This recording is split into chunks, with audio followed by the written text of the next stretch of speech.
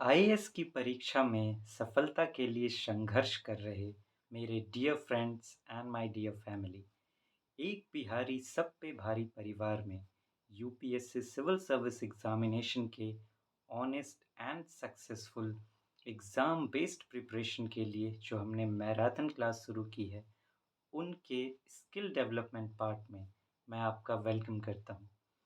Friends, हम लोग ऐसे राइटिंग पर आज बात करेंगे। थोड़ा-सा बैकग्राउंड देख देख लेते हैं। ऐसे राइटिंग, जैसा कि मैंने आपको बताया है कि ये बहुत ही ज़्यादा स्कोरिंग पेपर है। एज़ कम्पेयर टू अगर आप दूसरे जीएस पेपर्स देखेंगे, तो ऐसे में ज़्यादा मार्क्स लाए जा सकते हैं। इसमें हाईएस्ट पॉसिबल मार्क जो अचीवेबल है, वो है 180 आउट ऑफ 250 मार्क्स। 175 अभी तक एक स्टूडेंट ने हाईएस्ट स्कोर किया है, लेकिन 180 तक लाया जा सकता है इसमें, ये पॉसिबल है इसमें। एक ऐसे जो है, जैसा कि मैंने आपसे कहा है, इस तरीके से होनी चाहिए कि एक आप बहुत ही प्यारी सी फ़िल्म देख रहे हो, कि उसकी एक ऐसी कहानी है कि आप उसमें खो गए हैं और कहीं भी आपका ध्यान नहीं भटक रहा है। इसी तरीके से आपको लिखना है। अगर आप इस तरीके से लिख पाए, तो एग्ज़ामिनर जो है अपना ध्यान हटा नहीं पाएगा आपके ऐसे से। वो बिल्कुल देखेगा कि वो ये नपा-तुला ऐसे एकदम फ़्लो में लिखा गया है, एक फ़्लो उसमें होनी चाहिए। तो वो बहुत अच्छे मार्क्स फिर देता है। उसमें क्या-क्या क्वालिटीज़ हो सकते हैं एक इस तरीके के ऐसे में, उसके स्ट्रक्चर पर हम लोग बात कर चुके हैं। मैंने आपको बताया था कि ऐसे लिखना होगा। फाइनल स्ट्रक्चर मैंने आपको बताया था। और फिर हम अब एक ऐसे को लेकर बात भी कर रहे हैं कि ऐसे लिखा कैसे जाए, प्रैक्टिकली उसको देखने की कोशिश कर रहे हैं। उसके रफ़ पर हम बात कर चुके हैं, वो ऐसे है हमारा destiny of a nation is shaped in its classrooms.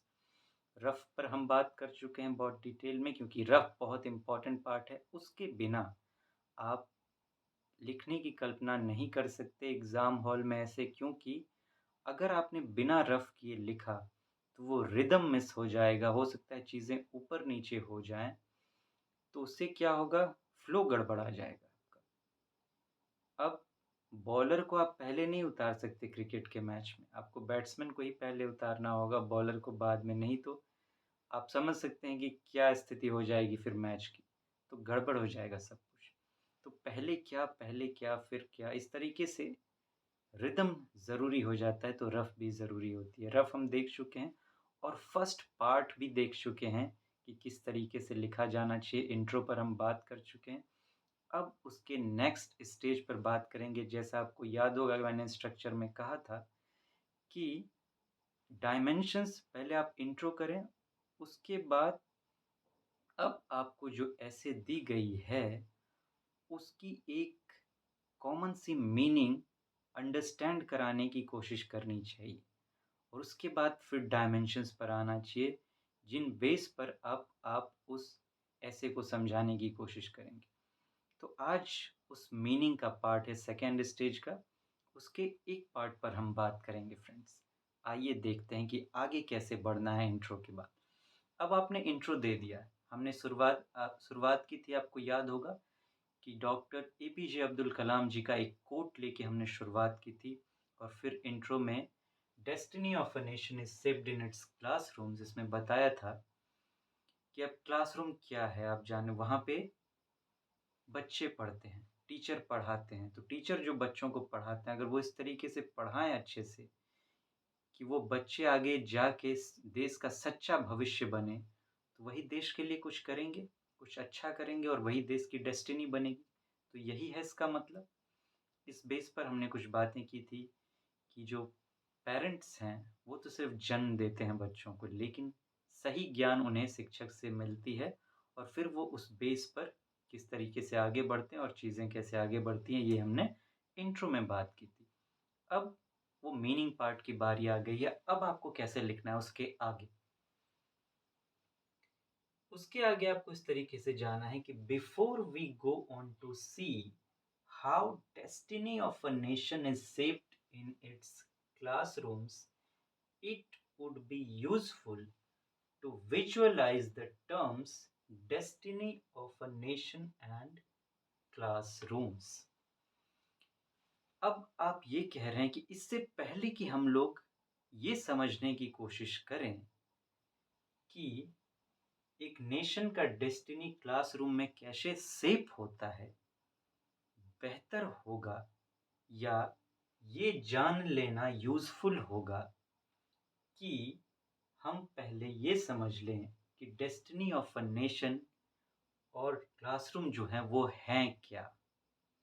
देखिए एक रिदम बैठ रही है कि आप आगे बढ़ने से पहले ये समझाने उस रास्ते के बारे में समझा रहे हैं कि किस तरीके से हमें वो रास्ता क्या है, रास्ता कैसा है, उस रास्ते के बारे में बता रहे हैं और फिर डायमेंशंस के तहत उस रास्ते को प्रूफ करने की भी कोशिश करेंगे कि उसमें ये बातें हैं। अब एक स्टार मार्क या कोई भी मार्क देके आप अब इस तरीके से लिखेंगे what could be called the destiny of a nation. इससे पहले कि हम उसको साबित करने की कोशिश करें, पहले ये तो समझ लें कि हम डेस्टिनी ऑफ अ नेशन कहेंगे किसको? किसे कहा जा सकता है? देखिए, सॉफ्ट लैंग्वेज का इस्तेमाल कीजिएगा हमेशा ऐसे में, कभी भी हार्ड लैंग्वेज का इस्तेमाल ना करें। एग्ज़ामिनर को ऐसा नहीं लगना चाहिए कि आप उसे पढ़ाने की कोशिश कर रहे हैं, ऐसा नहीं लगना चाहिए। उसे बस ये लगना चाहिए कि आप उसे एक सॉफ्ट तरीके से एक स्टोरी सुना रहे हैं। इसीलिए देखिए गौर कीजिए, मैंने क्या इस्तेमाल किया है? व्हाट कुड बी कॉल्ड, क्या कहा जा सकता है? कुड बड़ा ही सॉफ्ट वर्ड है। इसके बदले अगर आप ये लिख दें, what is called the destiny of a nation, तो गड़बड़ हो जाएगी।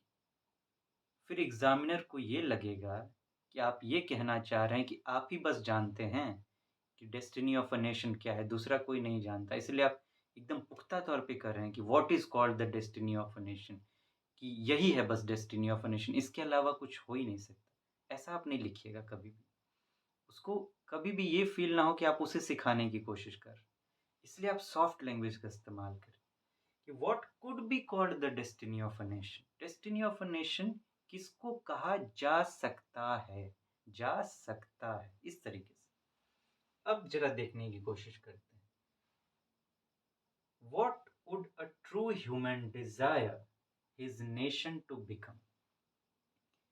अब देखिए आप एग्जामिनर को अपनी ओर खींचने की कोशिश कर रहे हैं अपने ऐसे की तरफ एक क्वेश्चन से कि what would a true human desire his nation to become? कि एक सच्चा इंसान जो है वो अपने नेशन को कैसा बनता हुआ देखना चाहेगा? Would it not be the greatest positive view possible? क्या वो ऐसा नहीं होगा जिसमें जो जो नेशन है वो क्या ऐसा नहीं होगा कि वो अपने नेशन के बारे में सबसे बेहतर सोचेगा, ग्रेटेस्ट पॉजिटिव व्यू पॉसिबल? क्या ऐसा नहीं होगा? आप देखिए इस तरीके से अगर क्वेश्चन पूछ देंगे एक आध तो एग्जामिनर का ध्यान रुकेगा, उसको लगेगा कि मैं क्या सोचता, वो अट्रैक्ट हो जाएगा आपके अति के प्रति, रुकेगा वहाँ पर। उसके बाद अब आप अपने तरीके से बताने की कोशिश कीजिए। यहाँ आपने एग्ज़ामिनर को अट्रैक्ट कर लिया, अब उसका आंसर आप दे रहे हैं अपने तरीके से। The destiny of a nation can be, शब्दों पर ध्यान दीजिएगा। The destiny of a nation can be expected, उम्मीद की जा सकती है कि डेस्टिनी ऑफ अ नेशन जो है can be expected with all desirable values attached to it, कि एक डेस्टिनी ऑफ अ नेशन जो है उसमें उम्मीद की जा सकती है कि उसके साथ जितने भी एक चाहने वाली चीज़ें हैं वो उसके साथ अटैच्ड होंगी, वो वहाँ होंगी, including N inspiring historical journey, कि उसका जो हिस्टोरिकल जर्नी है वो बड़ा इंस्पायरिंग रहा है। देखिए किस तरीके से चीज़ों को ली जा रही है एक फ्लो में, क्रोनोलॉजी में, कि पहले मैंने हिस्ट्री का एग्जाम्पल दिया है, यहाँ पे कोई और सब्जेक्ट नहीं, क्योंकि एक नेशन की अपनी हिस्ट्री होती है। तो हम line by line, step by step rhythm में आगे बढ़ रहे हैं। Including N inspiring historical journey. Inspiring historical journey कहने का मतलब कि अगर मान लीजिए जैसे इंडिया का आप इंडिया का जो है, हमारा जर्नी जो है देखिए कि अंग्रेज आए, ये सब चीज़ें हुई, लेकिन हमने स्ट्रगल किया, फ्रीडम स्ट्रगल किया। अगर स्ट्रगल नहीं किया होता, चुपचाप बैठ गए होते कि जैसे जो करना है करो, फिर उन्होंने अपने हमें समझिए कि हम लड़ के आज़ादी नहीं ली होती, उन्होंने अपने मन से दान दे दिया होता, तो क्या हम फ़क्र कर पाते अपने हिस्ट्री पर? नहीं कर पाते ना। इसलिए जो हमारी हिस्ट्री जो होनी चाहिए, वो क्या हम उम्मीद करेंगे कि इंस्पायरिंग हिस्ट्री होनी चाहिए। अगर आपने रामायण देखा, तो जब राम जंगल में गए थे, उसके बाद जब वो आए, तब भगवान राम कहलाए, उससे पहले क्या कहलाते थे? युवराज राम कहलाते थे। युवराज कहलाते थे। जंगल होके आए तो भगवान राम कहलाए। तो एक इंस्पायरिंग स्टोरी होनी चाहिए। तो इंस्पायरिंग हिस्टोरिकल जर्नी, फिर उसके बाद अब an inclusive and progressive society, कि हमारी जो सोसाइटी है अब लोगों पे आ रहे हैं कि वो इंक्लूसिव होनी चाहिए, सबको मिलाकर चले और प्रोग्रेसिव होनी चाहिए, आगे बढ़ने, आगे की सोच वाली।